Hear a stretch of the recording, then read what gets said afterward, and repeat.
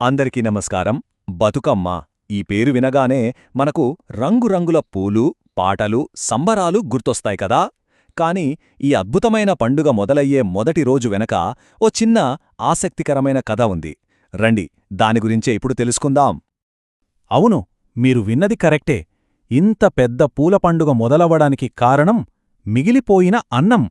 వినడానికే కొంచెం వింతగా ఉండిగదా. అసలిది ఎలా సాధ్యం?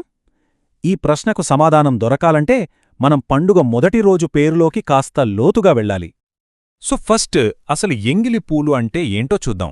ఈ పేరుని విడమరిస్తేనే మనకు చాలా విషయం అర్థమైపోతుంది. సింపుల్గా చెప్పాలంటే ఎంగిలి పూల బతుకమ్మ అంటే 9 రోజుల పండుగలో ఫస్ట్ డే అనమాట. ఇక్కడతోనే సంబరాలు అధికారికంగా స్టార్ట్ అవుతాయి. అయితే అసలు కథ ఇక్కడే మొదలవుతుంది. ఆ పేరులోనే ఉందసలు విషయం. ఎంగిలి అంటే వండిన తర్వాత మిగిలిపోయిన అన్నం.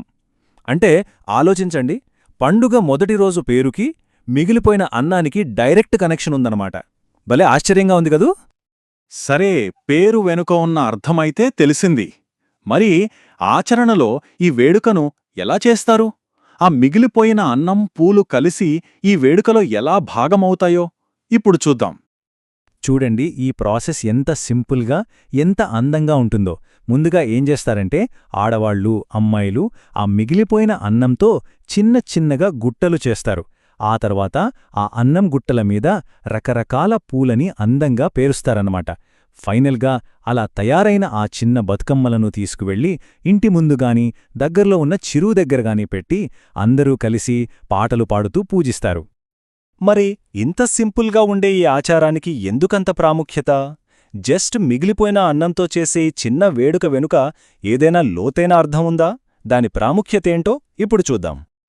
అన్నింటికన్నా ముఖ్యమైన విషయమేంటంటే ఈ ఎంగిలిపూల బతుకమ్మే మొత్తం పండుగకి ఒక అఫీషియల్ స్టార్టింగ్ పాయింట్.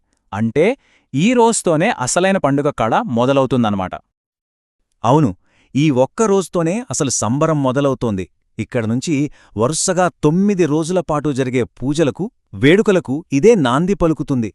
ఆలోచిస్తే గ్రేట్ కదా, ఒక చిన్న ఆచారంతో ఇంత పెద్ద పండుగ మొదలవ్వడం. దీని వెనుక ఇంకా చాలా లోతైన అర్థాలున్నాయి.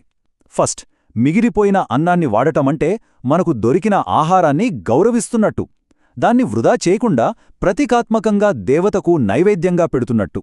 ఇక రెండోది, ఇది మనల్ని ప్రకృతికి దగ్గరచేసే ఆచారాలకు మొదటి మెట్టు. అంతేకాదు, మనకు లభించే ఆహారం పట్ల మన కృతజ్ఞతను చూపించుకోవడానికి కూడా ఇదొక అందమైన మార్గం. ఒక్క మాటలో చెప్పాలంటే ఈరోజు సారాంశం ఇదే: ఆహారాన్ని గౌరవించడం, ప్రకృతితో మన బంధాన్ని మళ్లీ గుర్తు చేసుకోవడం. ఎంగిలిపూల బతుకమ్మ మనకు నేర్పే పాఠం కూడా ఇదే. ఇదంతా మనల్ని ఒక పెద్ద ప్రశ్నకు తీసుకొస్తుంది. మన సంప్రదాయాలు చూశారా?